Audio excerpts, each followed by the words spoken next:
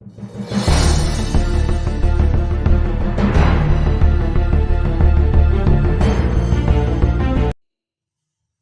اللہ الرحمن الرحیم۔ السلام علیکم۔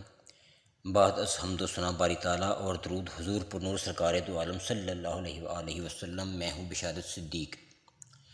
آج جو سپریم کورٹ میں سماعت ہوئی ہے، یعنی کہ یہ ججز کی عدلیہ کام کی مداخلت کے حوالے سے جو کیس چل رہا ہے، اس میں ایک چیز بار بار بہت زیادہ نوٹ کی گئی، محسوس کی گئی، وہ کہ چیف جسٹس صاحب بار بار کہتے رہے، یعنی جناب محترم قاضی فائز صاحب، کہ میرے سامنے مداخلت نہیں ہوئی، میرے سامنے مداخلت نہیں ہوئی، میرے سامنے ایسی کوئی چیز نہیں ہوئی۔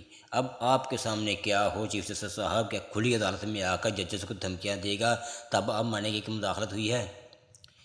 سمجھ نہیں دی یار، یہ جب چیف جسٹس صاحب ہمارے کیا ہیں یار، یہ اللہ ہی بہتر یعنی اس کا شخص کا دماغ کیا ہے۔ پھر کہتے ہیں یہ سوشل میڈیا والے جو ہیں بکواس کرتے ہیں، بھونکتے ہیں، وہ اللہ کے بندے عقل کے کام لے کچھ۔ قاضی فائز صاحب عمران خان پر 200 جعلی مقدمے، انسانی حقوق کی خلاف ورزی نظر نہیں آتی۔ سنم جاوید کا 36 دن سے زیادہ کا ریمانڈ چل رہا ہے، کیا چیف جسٹس کو یہ نظر نہیں آتا؟ جب ججوں نے کہا ہمارے کہنے سے بندہ باہر نہیں آتا، آپ پریس کانفرنس کر لیں، کیا قاضی صاحب کو نظر نہیں آتا؟ میں حیران ہوں، اور کس چیز کا نام مداخلت ہے؟ اللہ بہتر جانتا ہے یار یہ بندہ کہ یہ کیا ہے۔ موجودہ اور آئندہ چیف جسٹس صاحبان ایک پیج پر ہیں، مگر یہاں تاثر یہ دے رہے ہیں کہ آپشن صرف دو ہیں۔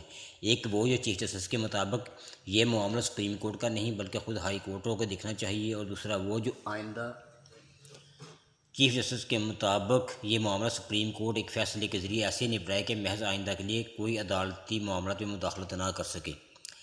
اب بظاہر دونوں مذکورہ ججز آپس کی مصنوعی تکرار کے ذریعے عوام کو کنفیوز کر رہے ہیں، کیونکہ اصل آپشن تھرڈ آپشن ہے، جو جسٹس اطہر من اللہ کے مطابق 6 ججوں کے خط اور ہائی کورٹوں کے تحریری جواب میں کیے کہ مزید انکشافات کی ٹھوس تحقیقات کے بعد ذمہ داران کو نشان عبرت بنا دیا جائے اور ملزم اداروں کے سربراہان سے حلفیہ بیان لیے جائیں۔ اب آتے ہیں رانا ثناء اللہ صاحب کے اس بیان کی طرف، جس میں انہوں نے کہا ہے کہ تحریک انصاف کو social media system Asim Saleem Bajwa اور آصف غفور نے بنا کے دیا ہے۔ اس کا جواب یار اس کے جواب کیا ہو سکتا ہے کہ ایک تو یہ پڑھے لکھے نہیں، وہ خان صاحب کی کہنے والی بات، اوپر سے کوشش بھی نہیں کرتے۔ اگر انہوں نے بنا کر دیا تھا تو اب تو فوج آپ کے ساتھ ہے، آپ بھی بنوا لیں تاؤ جی۔ یہ آپ کیا کہہ رہے ہیں؟ کیا وہ پہلے والے اتنے لائق تھے اور یہ نالائق ہیں، یہ بنا نہیں سکتے؟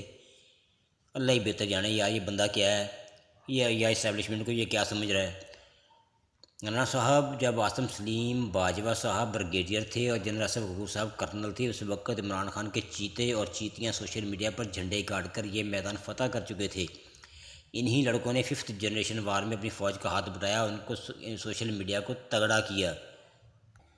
جسٹس اطہر من اللہ نے عدلیہ، وکلاء، سول سوسائٹی، عوام اور انصاف کے لیے آواز اٹھائی۔ منصور علی شاہ نے جزوی ساتھ دیا، مسرت ہلالی صرف میچ دیکھنے آئی تھی، اور قاضی صاحب حسب توقع اداروں کا دفاع کرتے نظر آئے۔ اگر قاضی صاحب ہائی کورٹ کے جج صاحبان کا دفاع بھی نہیں کر پا رہے تو دال میں کچھ بہت زیادہ ہی کالا ہے، دال میں ہو سکتا ہے مرا ہوا چوہا نکلے۔ وکلاء اور بار ایسوسی ایشن کے لیے سمجھنا ضروری ہے کہ پاکستان میں ہونے والی جنگ عمران خان سے بہت زیادہ بڑی ہے۔ یہ پاکستان کے لوگوں، اداروں اور انسانی حقوق کے مستقبل کی جنگ ہے۔ یہ کسی ادارے کے خلاف نہیں، یہ سامراجی طاقتوں، موروثی اقتدار اور ظلم کے خلاف انسانیت اور انسانی شعور کی جنگ ہے۔ اس سے آپ لا تعلق نہیں رہ سکتے، آپ کو طاقت کے نشے میں چور اشخاص کے خلاف یہ جنگ لڑنا پڑے گی۔ اور دوسری طرف معیشت کا یہ حال ہو گیا ہے کہ بڑی بڑی کمپنیاں یہاں پاکستان سے کاروبار بند کر کے جا رہی ہیں۔ چلیے اسے ہم منفی پروپیگنڈا کہہ لیتے ہیں۔ منفی پروپیگنڈے کرنے والے شرم کریں۔ اوبر پاکستان سے اپنا کاروبار ختم کر کے اس لیے چلا گیا ہے کہ ان کی اس وقت پوری توجہ دنیا بھر میں اپنے کاروبار کو سمیٹ کر کام کرنا اور وہاں کی سرمایہ کاری کو پاکستان لانا ہے۔ ٹیلنر بھی اس لیے چلے گئی ہے، اور اس لیے بہت ساری بڑی بڑی کمپنیاں اس لیے چلی گئی ہیں کہ دنیا بھر میں پھیلے اپنے کاروباروں کو وہ سمیٹیں اور سارا سرمایہ پاکستان لے کر آئیں۔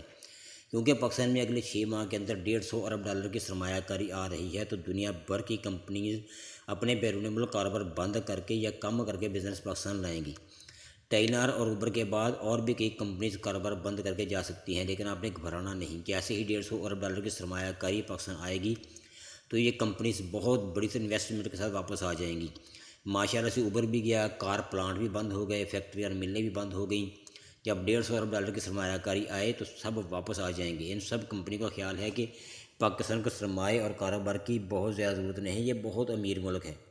ملتے ہیں حق اور سچ کی آواز کے ساتھ اگلے بلاگ میں۔ خدا حافظ۔